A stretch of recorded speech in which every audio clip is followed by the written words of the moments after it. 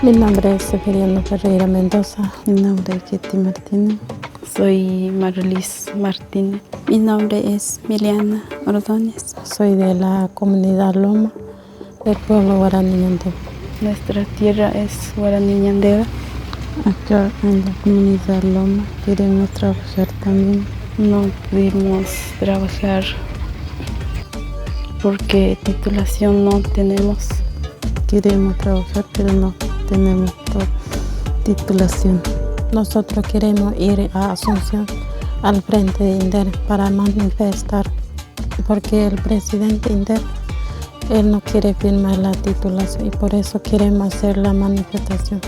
Hemos esperado muchísimo la titulación y por eso quería manifestar. Porque hace 43 años hasta ahora no tenemos título y por eso queremos hacer la manifestación. Eso no quiero decir. Gracias.